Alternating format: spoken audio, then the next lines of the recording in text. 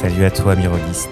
Bienvenue dans ce premier épisode de À l'âmes égales, le podcast francophone consacré à Daggerheart. Si tu n'as jamais touché un dé avec plus de 6 faces, jamais entendu parler de maître du jeu ou même pensé pouvoir t'amuser pendant des heures avec peu de matériel, tu es au bon endroit. On va démystifier le jeu de rôle ensemble et je vais t'expliquer en quoi Daggerheart se démarque. Un jeu de rôle, ou JDR, c'est un jeu où tu incarnes un personnage imaginaire dans une histoire qu'on construit à plusieurs. Imagine un film ou une série, sauf qu'au lieu de regarder des personnages vivre une aventure, tu es l'un de ces personnages. Tu prends des décisions, tu dialogues, tu tentes des actions, et parfois tu jettes un dé pour savoir si tu réussis ou si tu échoues. Il n'y a pas de plateau, pas de figurine obligatoire, pas de scénario figé. Tout est raconté à l'oral. En fait, c'est un mélange entre improvisation théâtrale, jeu narratif et jeu de société. Et surtout, c'est collectif. L'histoire avance grâce à ce que chacun propose. On peut y jouer avec des amis autour d'une table, chez soi ou dans un bar, ou alors en ligne via un micro. Certaines personnes proposent même d'enregistrer leur session de jeu pour en faire des vidéos YouTube ou des podcasts. On appelle ça un actual play. Et à l'âmes égales en proposera un très bientôt. Un jeu de rôle peut se jouer dans n'importe quel univers. Que tu aimes le médiéval fantastique, la Grèce antique, le space opéra, les univers steampunk, le Japon médiéval, l'époque moderne ou encore les années folles, tu trouveras un univers qui te plaira. Toutes les ambiances aussi sont représentées, que ce soit de l'horreur, de l'humour, de l'investigation, de la romance, ou même une vie classique d'un employé de bureau d'une bande de lycéens. Seule ton imagination te limitera pour t'amuser. Une partie de jeu de rôle peut s'étendre de quelques heures, le temps d'une soirée, à plusieurs années. Dans le cas d'une courte session de 3 ou 4 heures, on parlera d'un one-shot. Mais pour des parties qui s'étendent sur plusieurs semaines, mois, voire années, on parlera d'une campagne. Mais dans ce cas, comment fait-on pour savoir qui a gagné s'il faut des mois pour finir le jeu, me demanderas-tu. Là où le jeu de rôle se distingue de nombreux autres types de jeux, c'est qu'il n'y a pas de vainqueur ou de vaincu. Le but du jeu, c'est de raconter une histoire. Et comme une série de livres ou une série télé, il faut parfois des années avant d'arriver à la conclusion de cette histoire.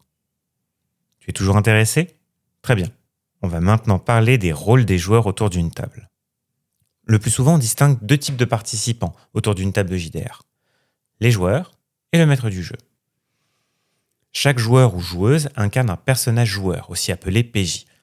Tu crées ton perso, son nom, son passé, ses compétences, sa personnalité. C'est ton avatar dans l'histoire.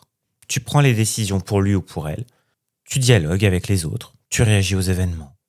Tu pourrais par exemple jouer un voleur intersidéral repentant, une magicienne timide, un samouraï plus attaché à son honneur qu'à la vie ou une serveuse de bar confrontée à des horreurs cosmiques.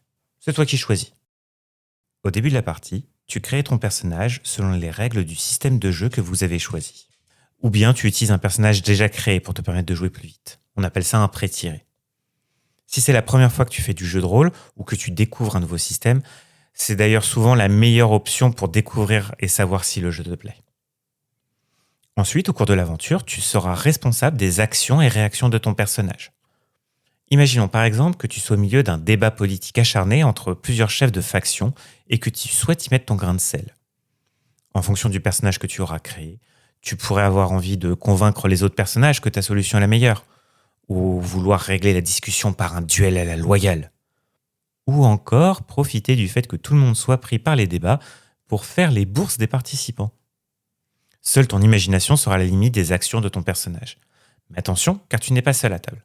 D'autres joueurs, le plus souvent des alliés ou des compagnons de voyage, pourront eux aussi intervenir. Le plus souvent, vos actions iront dans le même sens. Mais parfois, vos avis divergeront. Il faut voir ça comme une partie de l'aventure qui pourra servir à faire grandir et évoluer ton personnage. Mais comment déterminer comment réagiront les chefs de faction ? Qui jouera le champion adverse lors du duel ? Et comment savoir ce qu'il y avait dans les bourses ? C'est là qu'entre en jeu un joueur tout particulier, le maître du jeu ou MJ. Le MJ, c'est un peu le réalisateur et le narrateur de l'histoire. Il ou elle ne joue pas un personnage principal, mais il fait vivre le monde autour. Les villes, les monstres, les énigmes, les rencontres. Le MJ prépare souvent un scénario de base, et ensuite il s'adapte à ce que les joueurs font. En théorie, lui seul connaît à l'avance les tenants et aboutissants d'une scène. Il sait qui y participe, leur passé, leurs forces, leurs faiblesses, et le contenu des poches des adversaires. Il joue tous les personnages qui ne sont pas joués par les joueurs. Ça peut paraître beaucoup à gérer, mais quand on prend le rôle du maître du jeu, il faut le savoir aussi qu'on est un joueur. On est là pour s'amuser avec les autres. Ils sauront te pardonner tes erreurs et créer toute l'histoire avec toi. Si tu décides d'être MJ, sache qu'il existe des aventures déjà créées qui te soulageront une grosse partie du travail de préparation de ta session de jeu. Besoin d'une histoire déjà partiellement écrite ? Ou encore d'un personnage avec des histoires et des compétences déjà disponibles ? Tu en trouveras très facilement sur Internet, faites par des personnes qui ont l'habitude, jusqu'à ce que tu sois toi-même suffisamment à l'aise pour créer tes propres histoires. Mais si l'aventure est déjà écrite, c'est comme regarder un film ou lire un livre, le début et la fin sont déjà là, on ne joue plus. Il est important pour le maître du jeu de garder cette part d'improvisation et d'adaptation aux actions des joueurs, pour que vous puissiez construire ensemble le jeu de rôle qui vous plaise à tous. Il ne faut pas oublier qu'une partie de jeu de rôle, c'est fait pour raconter une histoire. Même si le maître du jeu joue souvent les méchants qui affrontent les héros joués par les joueurs et les joueuses, il ne joue pas lui-même contre les joueurs.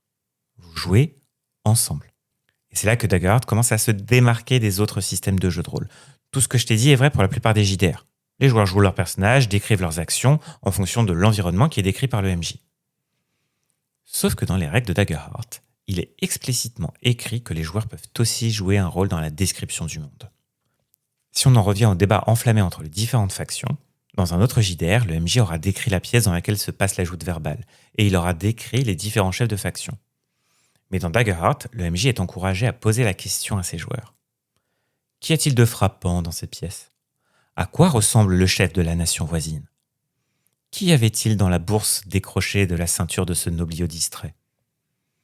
Cette technique de narration apporte quelques avantages. Le premier, c'est l'implication des joueurs. Il m'est souvent arrivé, en étant joueur moi-même ou en demandant à mes joueurs, d'avoir ce sentiment d'avoir assez peu de contrôle sur l'histoire, de ne pouvoir que réagir à la situation proposée. Avec cette relation à la narration, les joueurs peuvent construire le monde avec le MJ et proposer de nouvelles idées, incongrues ou imaginatives, parfois même plus profondes que ce qui avait été imaginé par le maître du jeu. Le deuxième avantage, c'est de libérer le MJ d'une partie de la pression du rôle de maître du jeu. Il n'a plus à tout prévoir et tout planifier à l'avance. Plus besoin de préparer une liste de noms pour tous les taverniers ou une liste de blasons pour les gardes que les joueurs décideront d'importuner avec leurs questions. Tu peux demander à tes joueurs de répondre à leurs propres questions. Cela impose au MJ d'avoir un peu plus l'esprit d'improvisation, car pour que ces moments proposés par les joueurs aient un impact, il faudra les garder en mémoire ou dans tes notes pour potentiellement les ressortir plus tard. Mais personnellement, j'adore ce système. Ça me permet de me sentir beaucoup plus joueur qu'avec n'importe quel autre système. Et bien entendu, rien ne nous empêche de garder cette règle pour l'incorporer dans les autres systèmes de jeu. Voilà, tu connais maintenant les bases du jeu de rôle, les rôles autour d'une table et ce que Daggerheart apporte de particulier. Tu peux dès maintenant jouer si tu trouves 2 ou 3 autres joueurs ou joueuses. Répartissez-vous les rôles et jouez avec des pré-tirés. Si tu veux jouer à Daggerheart, tu trouveras même sur leur site web toutes leurs règles du jeu ainsi qu'une partie d'initiation extrêmement bien faite pour que chacun, que ce soit MJ ou joueur, puisse découvrir les règles. Le seul point noir, c'est que les règles complètes sont en anglais pour le moment. Mais une édition française est prévue pour 2026 par Black Book Edition. La partie d'initiation est d'ailleurs déjà disponible en français sur leur site web. Dans le prochain épisode, je te propose de découvrir comment s'utilise une fiche de personnage et comment on crée un personnage dans Daggerheart, pas à pas, avec des exemples et des conseils. Merci de ton écoute. Tu peux t'abonner au podcast, laisser une note ou un commentaire et partager si ça t'a plu. Et surtout, n'oublie pas, c'est pas grave si tu ne sais pas tout, si tu n'as pas toutes les règles. Ce qui compte, c'est de raconter une belle histoire ensemble. À bientôt, et que tes prochains jets soient pleins d'espoir.